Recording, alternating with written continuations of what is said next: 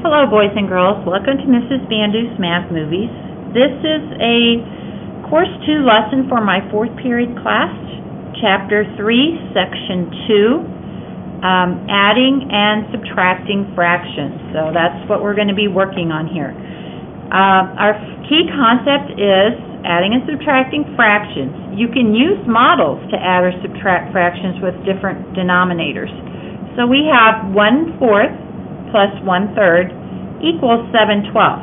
So if you see here, 1/4 here, 1/4 here, and combine those, and it gives you, it's a little hard to see on here, but your paper in front of you, you'll see that it gives you this much. Okay, and that amount is equal to 7/12. Okay, what we really have to do here mechanically, if we're not going to be drawing pictures, is we're going to have to find common denominators in order to combine these and know how to name them properly. So we will be working on that. Here is another model, this one of subtraction, 1/2 minus 1/3. So here's the 1/2, 1/3 runs from here to here. We want to find the difference. Okay, that difference is 1 out of 6 equal parts, or 1/6. Again, this is a model. If we were doing this without a model, we would have to find a common denominator. In this case, it would be 3. In this case, it would be 6, and convert and go from there. That's exactly what we'll be doing. We'll actually be working out rather than modeling most of these. We may model some more in class, though, as we are practicing, so keep that in mind. Okay, so if we want to find 2/7 plus 3/7, the first thing we need to check is, do we have common denominators? And in this case, we do. So all we have to do is simply add our numerators. Okay, so 2/7 plus 3/7, so that I'm going to have to add 2 plus 3. I'm going to keep the denominator the same. I'm not going to have to add the denominator together. So 2 plus 3 is 5/7. So the correct answer to this problem is 5/7. I'm sorry, I overlooked the estimate over here. Also, we can use our benchmarks to estimate. 2/7 is benchmarked at 0, 3/7 benchmarks at 1/2. So that means my sum should be approximately 1/2. 5/7 is fairly close to 1/2. So that gives me a good answer that tells me that my answer is probably pretty good. All right.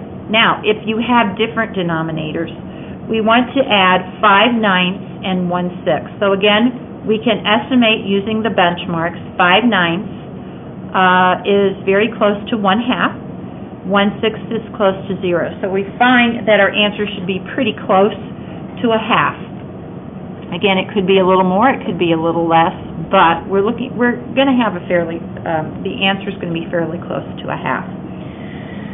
Okay, so what I do here is I need to find the least common denominator. Remember, we talked about that in our previous chapter. This is the least common multiple of the denominators of 9 and 6.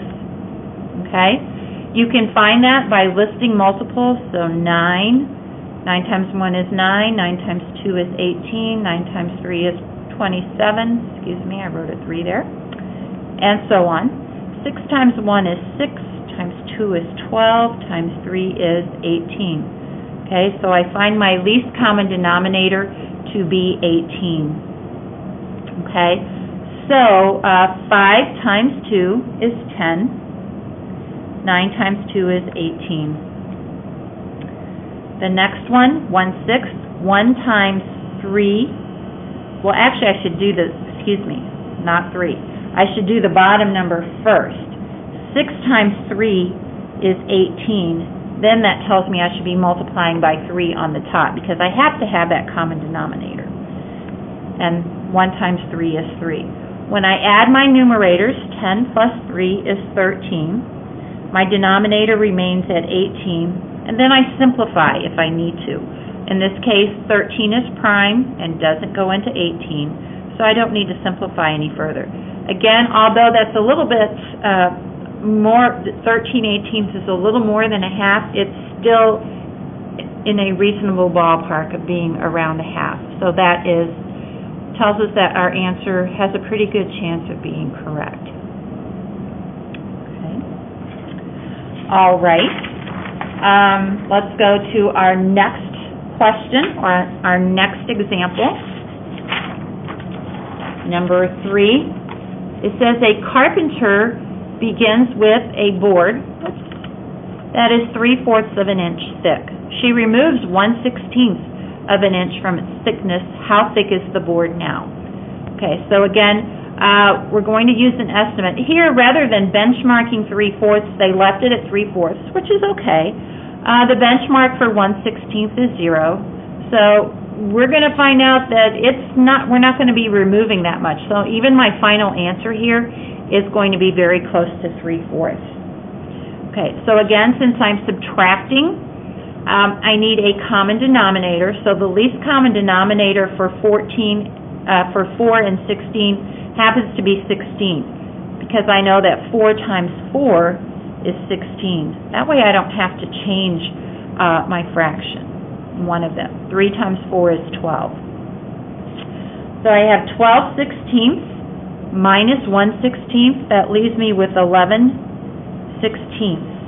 The board is now 11/16 of an inch thick. Okay, 11/16 is just under 3/4 of an inch. So that tells us that that's a reasonable answer. Okay. All right, so you have a few quick checks here. Please be sure to write out your work. Also make note of any questions that you have. The main thing to remember is that if you do not have common denominators, you must first find one, convert the fractions, and then add or subtract. Okay, we will be going over this together in class on Monday, or the next time we meet, I should say. So I look forward to seeing you then. Thank you.